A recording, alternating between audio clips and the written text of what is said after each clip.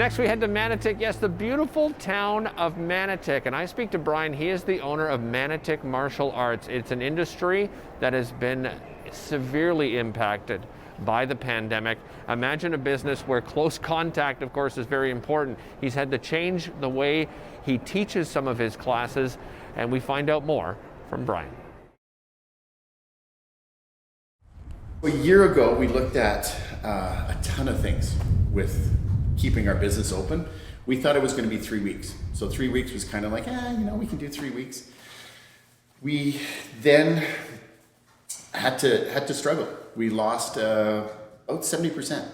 A lot of the, surprisingly, we lost a lot of senior students, people that have been training with us for a number of years. And I credit it to one, fear, and two, what we do is so close contact. Like, we're jiu-jitsu, so we are grappling, we're throwing, we're takedowns, we're strikes, we're kicks, we're punches, we're weapons. So we shifted a lot of our curriculum to dummy training. We went from using like bow, so a staff, a sword, weapons, and throwing our partners, to dummies and pool noodles. So we revamped our curriculum.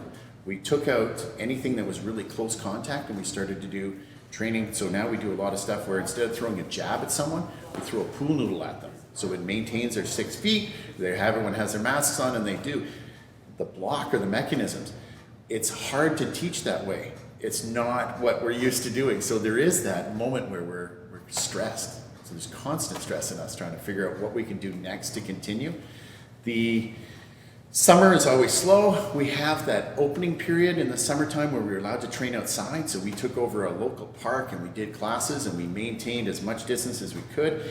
And then we just started playing with the kids because we noticed a lot of the children were coming in.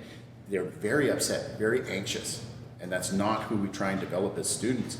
So we started doing water balloon fights with the kids. So I would stand there and they would throw water balloons at me, and we would just shift everything. So we had like outdoor obstacle courses and races where we would use equipment and just try and get them motivated and moving and running and playing and get that joy back into their life, because a lot of people shut down mentally. Like, they went into survival mode.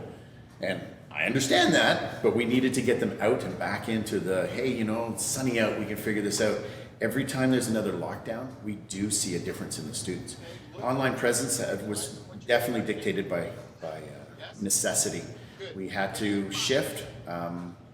We didn't have anything online. We had some basic videos. We have our curriculum online for our students only, but it is done as a teaching tool for those students getting ready for their test.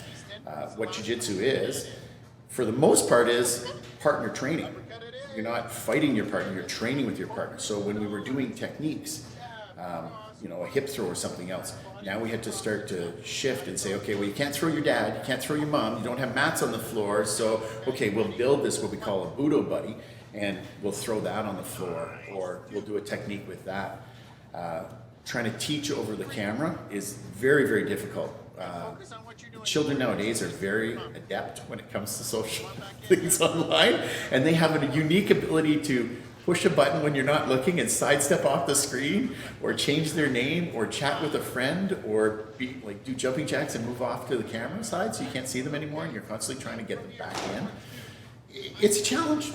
Everybody's been online, so now to do a physical activity online that they're used to doing in class, as well as being on school time continuously. So now everyone's got so much screen time. A lot of the parents are saying, listen, just get outside, just do something. And we're out there saying the same thing. We've played, we started Budo Bingo. So it was another process that we did. We just said, okay, listen, you got to spend 20 minutes outside. You got to read a book for this. You have to, make a meal for your family. Do 3 things to show respect to your sister or your sibling, or, and the prizes were, we actually supported local business. We went down to the Gingerbread Man and bought some gift cards from them. We went to a couple other stores and bought gift cards. And students that completed a row or a square or a box got a gift card. So we had one student who, little 5-year-old kid got his gift card for $10 at the Gingerbread Man and was more excited about buying cookies and ice cream for his sisters and family than he was about getting it for himself. And that is the concept that we're trying to use with martial arts. How long can we stay open and closed? it kills us. It kills us every single time. I would say 10% of our student base we lose every time we open and close. We get people that are super interested, super motivated. They come in and we do an intro program. We get them comfortable with what we're doing. We get them on the mat. We get them in uniform. We get them all staggered, ready to go. And then the fear of having another lockdown shuts them down. So they either don't sign up or have a membership and they then cancel their membership.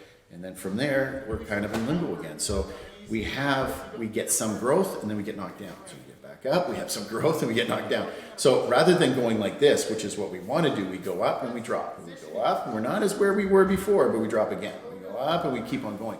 We are running classes as of now. We do have a very strict policy where they have to register online. They have to ensure that they're not COVID active and all the other things that everybody, now it's just like, the COVID rules. Everyone understands exactly what you mean. But we do try to get people to come in and to continue to train. So we are a physical location. We do private lessons. We have a private studio that we can run classes out of. We do maintain as many and also distancing protocols. We're training with masks on. If we are training with a partner, they're family members or cohorted members, so they can train together. Once again, we do as much as we can to keep safe.